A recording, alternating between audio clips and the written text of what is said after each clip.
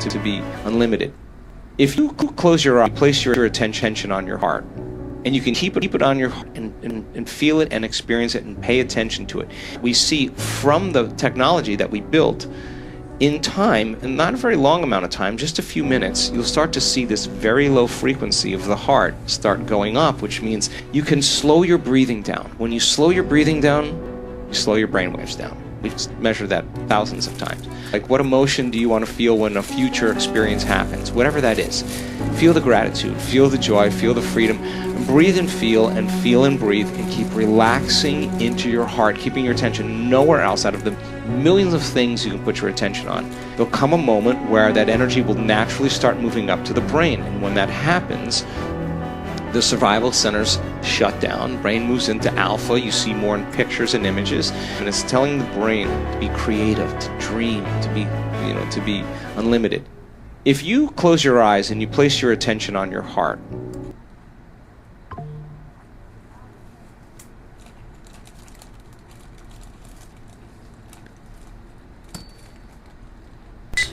because you need to connect to that field and create from the field instead of from matter. So there's so much cool research that changes our mind about that, because it's not matter that's emitting the field.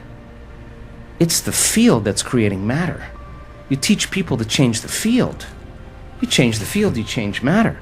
And understanding that is a reversal in navigating in a realm beyond space and time. That once you can get beyond your attention on your body, get beyond your attention on different objects and people and things at certain times and places in your environment, no longer anticipating the next moment or living in the past, when a person can get transcendental beyond their identity, they start passing through an eye of the needle. And that is their connection to that unifying field, that invisible field of energy that actually is connecting everything physical and material, and you can't use your senses when you're there. In fact, when you are there, there's a whole nother set of rules to execute in. There's no place to go. How could you go if there's no space? If there's no space, there's no time. Every thought has a frequency, and being able to create from that place is why we're here. And so then, when you see a person feel whole, and we measure their oxytocin levels, it's not just a little oxytocin.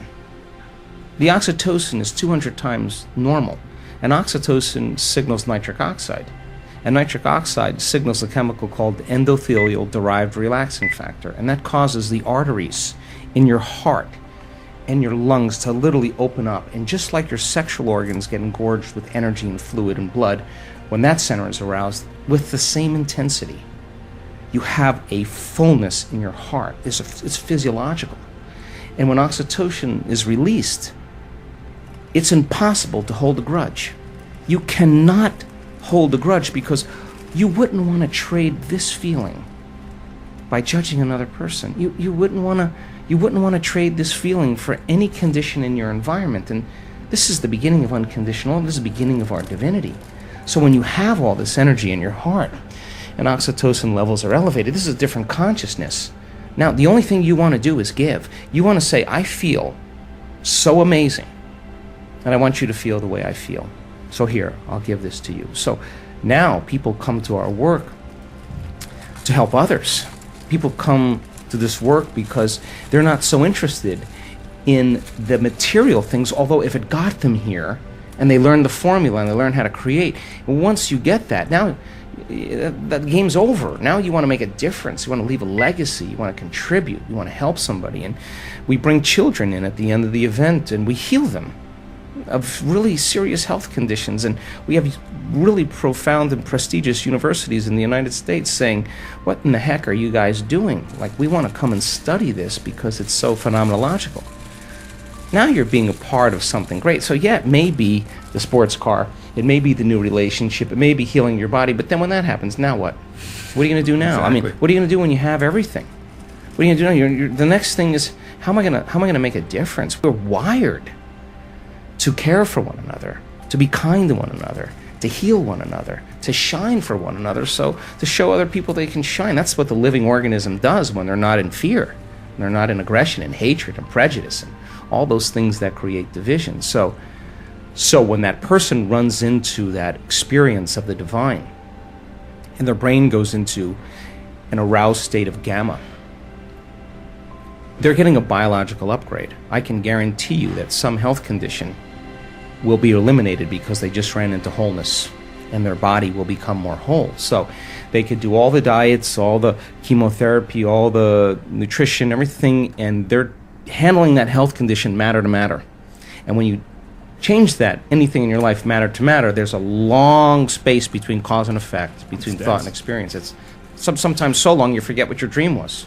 Mm-hmm. But when you run into it and you produce an immediate effect, now you're doing it in no time. It's happening in the moment.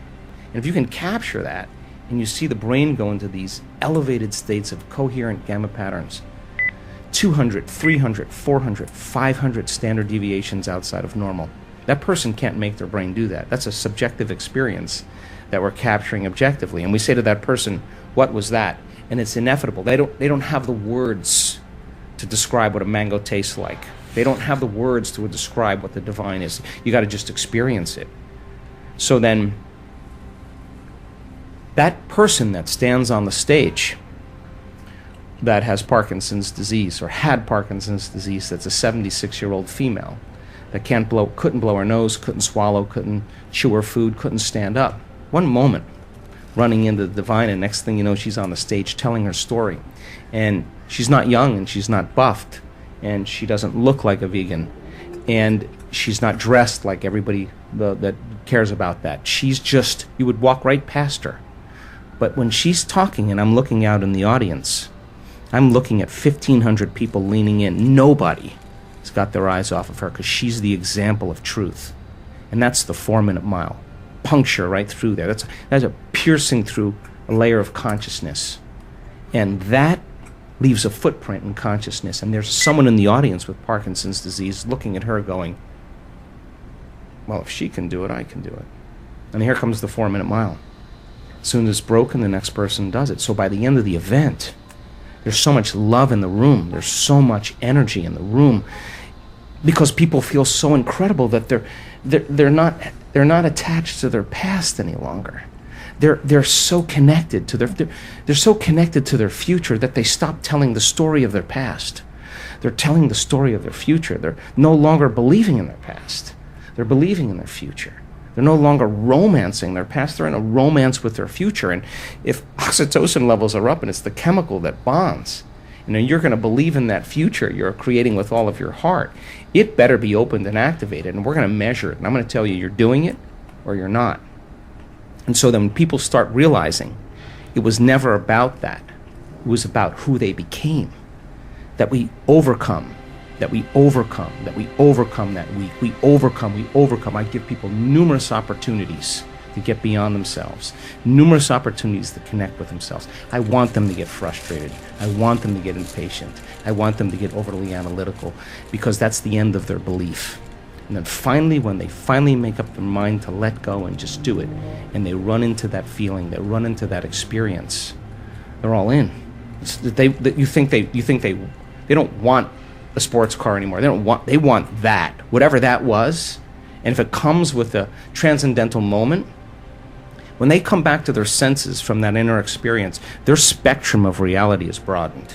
They're seeing things they had never seen before because their brain wasn't wired to see it, but it didn't come from the environment, it came from their inner environment. That transcendental moment now is producing a feeling, a frequency that is so unusual. It's so much joy, so much bliss, so much ecstasy. I've watched people have to stop it because it's way bigger than them. Now, I would consider that a good problem to have. You measure that person's immune system. You measure the changes in their heart rate variability, not a little amplitude, huge amplitudes. That person is feeling a lot of love. And imagine it's a man. Imagine a man whose heart is open that wide. They sob with the freedom to be able to not care what they look like or trying to fit into some paradigm or mold. So then a new consciousness in that footprint is emerging, and we have scientific evidence. I can tell you can make your brain work better in a week. You can make your heart more coherent. You can change the field around your body. You can strengthen your immune system. You can change your gene expression. You can lengthen your life. You can create so many oxidative changes in your cells. We have great research to prove that. That's the truth of who you are. That's the truth, that miracle within you. That evidence is the backbone that gives people permission to try it out. It's the language. Then you see someone standing on the stage telling their story in testimony, whether it's stage 4 cancer, whether it's MS, whether it's blind people seeing, deaf people hearing. You can't go back to being the same person after that. Evidence is the loudest voice. And so then when we begin to make those inroads, and the footprint exists in consciousness, and you're witnessing it in three-dimensional reality, the illusion of limitation begins to change. And now all you want to do is you crave the unknown. So people in our work don't get up in the morning and go, oh God, I got to do my meditation today. No, they're not doing that. Their body is waking them up, saying, get out of bed, because they don't want the magic to end. And when you start seeing the gap between cause and effect, thought and experience closing down, you're moving closer to the divine. And when that happens, all the things you thought you want, you no longer want, because the overcoming process leading to who you become, nobody can take that away from you. So we practice it in our seated meditations. We practice it standing and walking. You better walk as it, and you better be able to embody it and practice doing it with your eyes open. So when you return back to your life, when you walk from your house to your car, you're walking in the energy of your future. And if you keep doing that, it's going to become a habit. And people are going to start looking at you going, something's different about you. You know why? Because you're no longer showing up equal to their memory of you. Something's different about you. You're unpredictable. It's not what you're saying any longer. It's who you are. And so that person then is off their timeline. They're not headed to that same future. And all I want to do in a week-long event is bump everybody off that timeline into a new future. Some people, huge degrees. Stage 4 cancers, tumors disappearing. You listen to that story of the person on the stage.